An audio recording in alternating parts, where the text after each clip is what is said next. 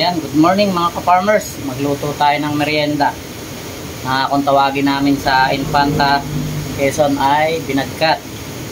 Ito ang mga sangkap niya. Mamaya natin papakita yung iba nating mga gagamitin. Pakita ko lang sa inyo ang ating main na ingredients. At yun na nga mga ka-farmers, dito sa eksenang ito ay tayo ay nagbabalat na nga ng ating kinuhang kamote. Shoutout po sa may-ari ng kamote na binunot ko. Ito po ay hindi ko tanim, kaya wag nyo akong gagayahin mga ka-farmers. Shoutout po sa may tanim ng kamote. Nanghingi naman po ako sa puno, wag po kayong mag-alala. Ayan, hindi ko pa rin nakakalimutan ng pagbabalat.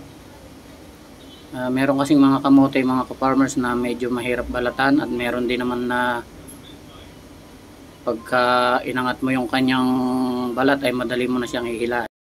At yun na nga mga ka-farmers, dahil birthday ng ating pamangkin na si Jody Fernandez, ay magluluto tayo nito para kasama sa kanyang mga ihahanda. At sila ay busy na sa paggagayak ng mga ihahanda nilang mga pagkain.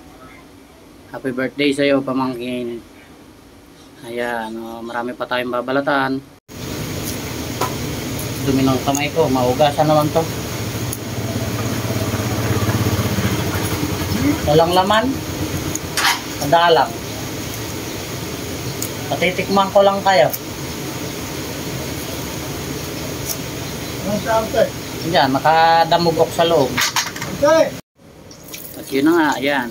Pagkatapos nating balatan ay atin ang huhugasan para naman luminis yung kamote bago natin hiwa-hiwain ng maliliit. Hugasan natin para luminis. Pagkatapos na hiwa-hiwain ng maliliit ay saka natin ulit huhugasan mga ka-farmers. Ayan, marami pa kaming mga... Ayan, at nahugasan na natin mga ka-farmers. Malinis na, mamaya na lang ulit natin siyang hiwaan pagka yung natagtad na natin. Ayan. First ay tatadtarin na natin. Ayan, ganyan lang. Hiwa-hiwain natin ng baganto. Hindi ko alam kung... Mamaya tingnan mo. Ayun o.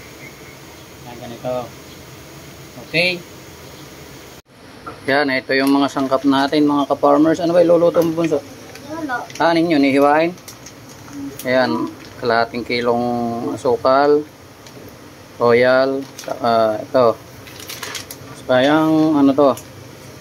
Huwag dito, condensed milk. Ayan.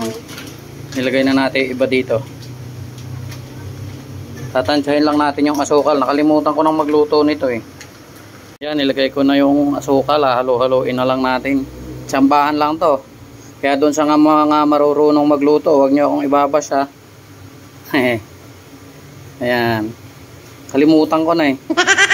Tagal na kasi ako hindi nakakauwi sa amin. Yan, halo-haloin lang natin hanggang sa kumulo at matunaw yung asukal. Bago natin ilagay yung kamote. Kulang tayo ng arnibal, wala. Yan ay hitsura niya mga ka-farmers. Mas masarap siguro pagka gata. Gata yata yung ginagamit namin nun eh. Pero pag wala, pwede na yung royal. Ayun na.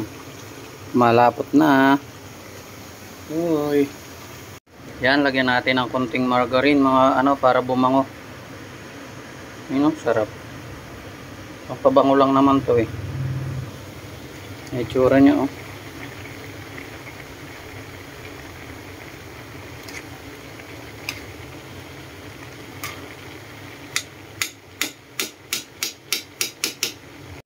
Yan, nilagyan na natin ng gatas mga ka-farmers.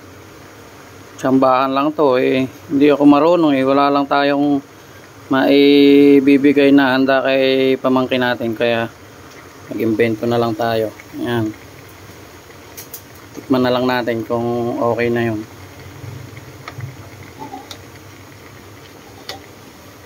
Yan, ito na mga ka-farmers ang kinalabasan ng ating nilutong